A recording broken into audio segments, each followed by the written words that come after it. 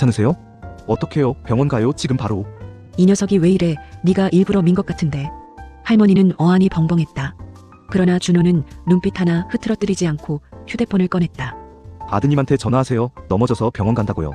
할머니는 속으로 혀를 찼다. 지금 시작합니다. 할머니의 복숭아 달근한 한 입 씁쓸한 진실. 할머니가 아프다는 말을 직원에게 듣자마자 준호는 시장에서 잘 익은 복숭아를 샀다. 손바닥만한 복숭아에 얇은 솜털이 붙어 있었다. 이건 달아서 꼭 드실 거야. 그렇게 중얼거리며 순대국밥집 뒤편 골목으로 뛰었다. 식당은 여전히 줄이 길었다. 한때 동네 사람들이 입소문으로만 찾던 집이 TV에 나온 뒤부터는 프랜차이즈 간판까지 달았다. 하얀 장갑 낀 직원들이 뚝배기를 나르는 사이 준호는 주방 너머로 텅 빈 의자 하나를 오래 보았다. 그 자리는 원래 할머니 자리였다. 며칠 뒤 준호는 다시 찾아왔다. 주방에서 나온 직원이 귓속말로 말했다. 오늘은 집에 계세요. 두통 때문에 요양 중이시래요. 준호는 고개를 끄덕였다.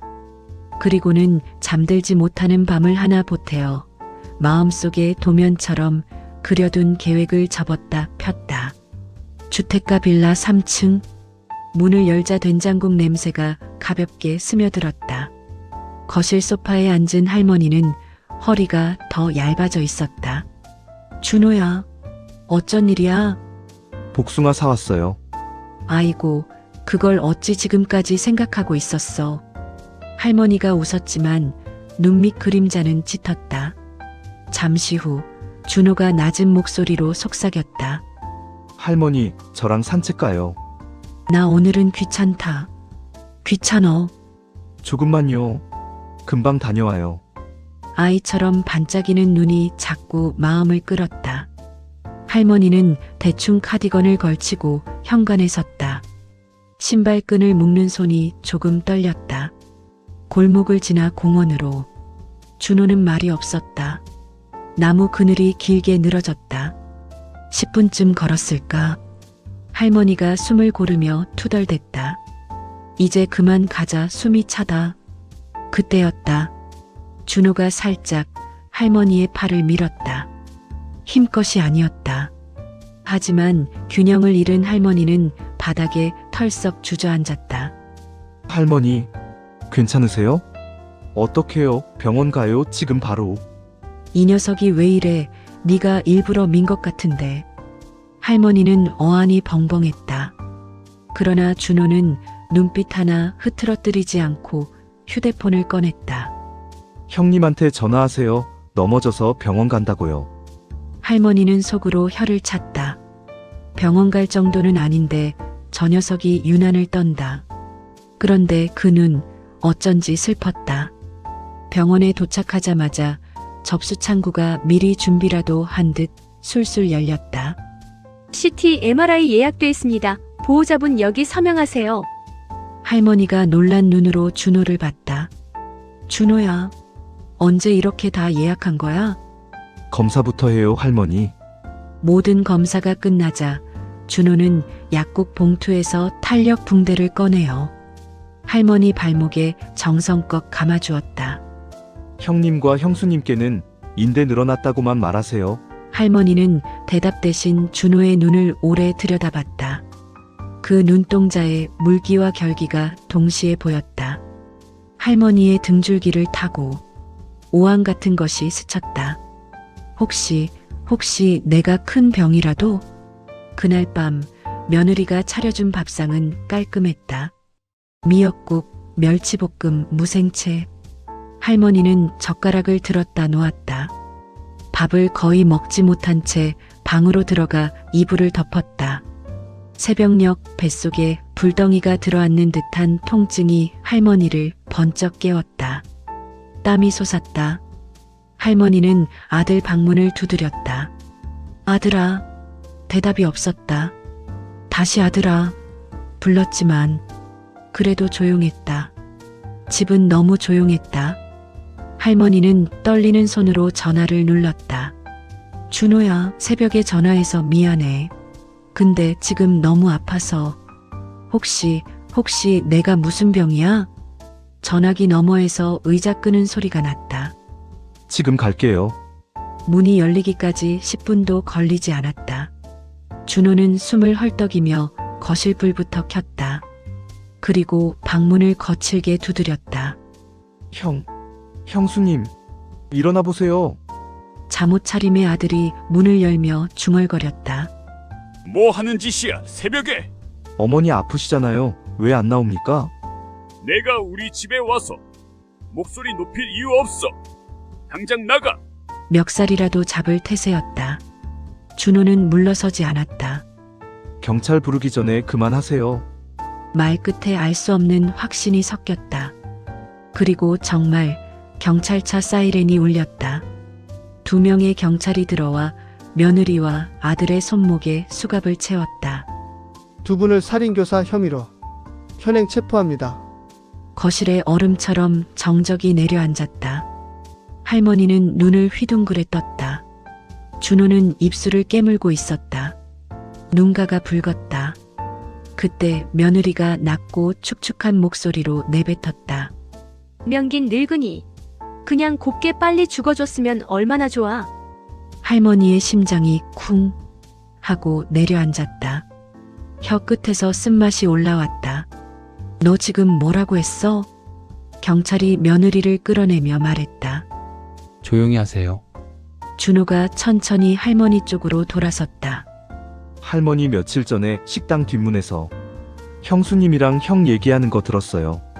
용량을 약간씩 늘려볼까? 왜 이리 끈질긴 거야? 드시는 약, 보리차, 증거를 모으려고 했어요. 근데 할머니가 자꾸 아프다고 하셔서 시간이 없었어요. 준호의 목소리가 떨렸다. 그래서 일부러 넘어지게 했어요. 응급으로 병원 오면 제가 미리 잡아둔 검사들 다 한 번에 할 수 있게. 할머니의 입술이 떨렸다. 그래서 그 많은 검사를 CT, MRI, 피검사, 독성 스크리닝까지. 오늘 결과가 떴어요. 준호는 봉투를 꺼냈다. 대학병원 로고가 박힌 봉투였다. 농약 성분이 미량 검출됐습니다. 오랜 기간 복용으로 만성위염, 복통, 두통 유발, 간 수치도 변했습니다. 세계가 미세한 균열 소리를 내며 무너졌다. 주방에서 본 잘 닦인 그릇들, 며느리가 건네던 따뜻한 차, 아들의 엄마 약 드셨죠? 라는 말투. 모두가 반대로 뒤집혔다. 내가 내 새끼들이 말끝이 갈라졌다.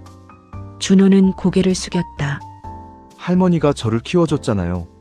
순대국밥 훔쳐먹다 잡혔을 때 돈 안 받으셨잖아요. 그 뒤로 학비도 밥도. 그래서 이번엔 제 차례였어요. 경찰이 며느리와 아들을 데리고 나가자 거실에는 복숭아 냄새가 은근히 퍼졌다. 준호가 들고 온 복숭아가 식탁 위에 얌전히 놓여 있었다. 할머니는 천천히 걸어가 복숭아 하나를 들었다. 상처 없이 매끈했다. 칼로 얇게 껍질을 벗겨 한 조각 입에 넣었다. 달고 물이 많았다. 그 달달함이 눈시울을 더 뜨겁게 만들었다. 조사는 빠르게 진행됐다. 주방 싱크대 밑에서 미량의 농약이 든 병이 나왔다. 며느리의 휴대폰에는 검색 기록이 남아 있었다. 소량 독 넣으면 노인 위험과 독 구분, 보험금 수령. 아들의 문자에는 이번 달부터는 금액 늘려 같은 문장이 찍혀 있었다. 프랜차이즈 본사와의 배당금, 기존 가게 명예 이전, 상속. 모든 게 젓가락보다 가는 글자로 설계되어 있었다. 병원 침대에 누운 할머니는 하얀 천장을 오래 보았다. 복숭아 향은 더 이상 나지 않았다. 그때 문이 열리며 준호가 들어왔다. 편의점 주스 2병과 작은 종이봉투를 들고 있었다. 복숭아 통조림이에요. 생과일은 병실 반입이 안 된대요. 너는 별걸 다 챙긴다. 준호가 앉아 조심스레 통조림을 따는 동안 할머니가 말했다. 준호야, 배고팠던 그날 기억하니? 끓던 순대국밥 말아주면서 내가 뭐라고 했는지 준호는 웃었다. 배고픈 건 죄가 아니다. 다음엔 돈 있으면 된다고 했죠. 맞다. 그때 내 마음이 너 얼굴 보고 배고픔을 안 사람이 큰 사람 된다 싶었어. 준호는 할머니 손을 감싸쥐었다. 그 손은 작고 거칠었다. 그 거칠음 속에 오랜 국물의 시간들이 배어 있었다. 할머니 식당은 어떻게 하실 거예요? 문 닫을까 했는데 그건 내 삶을 닫는 거랑 똑같더라. 할머니는 천천히 고개를 저었다. 다시 연다. 근데 이번엔 조금 다르게 어떻게요? 따뜻한 한 그릇 프로젝트란다. 나처럼 혼자 사는 노인들, 형편 어려운 학생들, 싱글 엄마들 하루 한 그릇씩 공짜로 내줄 거다. 내 국물은 돈 버는 것도 있지만 사람 사는 힘이지. 준호는 고개를 끄덕였다. 그리고 조심스럽게 말을 꺼냈다. 그럼 저도 같이 해도 돼요? 주방 말고 서류 후원처 만들고 법적인 부분 도와드릴게요. 저 이제 졸업하면 로스쿨 가거든요. 할머니는 눈을 크게 떴다. 그 어려운 데를 장하구나. 제가 굶지 않게 해준 사람이 있었으니까요. 저도 누군가를 지킬 수 있는 사람이 되고 싶어요. 할머니는 잠시 말이 없었다. 그러곤 낮은 목소리로 혼잣말처럼 말했다. 그러면 됐다. 회복 후 할머니는 다시 가게에 섰다. 간판 아래 새로 붙인 작은 액자에는 글이 적혀 있었다. 뜨거운 국물 한 그릇은 사람을 살립니다. 주방에서 뚝배기가 끓는 소리, 대파 써는 소리, 손님들 떠드는 소리가 겹쳤다. 준호는 계산대 옆에서 후원함을 정리했다.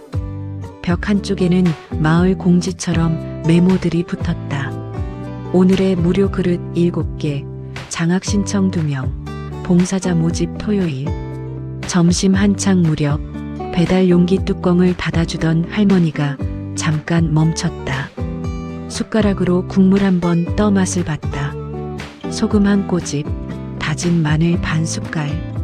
간이 맞춰졌다는 듯 할머니의 입꼬리가 살짝 올라갔다. 문이 열리고 중학생쯤 되어 보이는 아이가 주춤거리며 들어왔다. 옷자락이 조금 젖어 있었다. 저 여기 얼마예요? 할머니는 계산대를 흘끗 보더니 고개를 저었다. 학생 배고프구나. 아이가 멋쩍게 웃었다. 조금요? 그릇 하나는 오늘 공짜다. 아이가 놀란 눈으로 할머니를 보았다. 진짜요? 진짜다. 다음엔 친구도 데리고 오너라. 할머니는 뚝배기에 국물을 더 퍼주며 말했다. 따뜻할 때 먹어라. 문 밖 햇빛이 유리문을 통해 바닥에 금빛 사각을 만들었다. 그 빛 위로 사람들이 줄을 섰다. 주방에서 나오는 김이 그 위에 피어올랐다. 어느 순간 준호가 할머니를 바라보았다. 할머니도 준호를 보았다. 말은 없었다. 대신 둘은 고개를 아주 조금씩 끄덕였다. 그 끄덕임에는 지난날의 배고픔과 배신, 그리고 살아남은 따뜻함이 모두 들어있었다. 복숭아철이 끝나갈 때 할머니는 재단 설립 허가서를 받았다. 이름은 오래 고민 끝에 정했다. 복숭아복과 숭아에 숭고한 아이들이라는 뜻으로 복숭아라 이름 지었다. 종이에 먹물이 마른 듯 단단히 찍혀 있었다. 그날 저녁 종이컵에 사이다를 따라 건배를 했다. 우리의 한 그릇에. 준호가 말했다. 우리의 한 사람에게. 할머니가 받았다. 그리고 두 사람은 각자의 자리로 돌아갔다. 누군가의 허기를 덜어줄 뚝배기 옆으로, 누군가의 억울함을 막아낼 서류철 옆으로. 삶은 그렇게 다시 끓기 시작했다.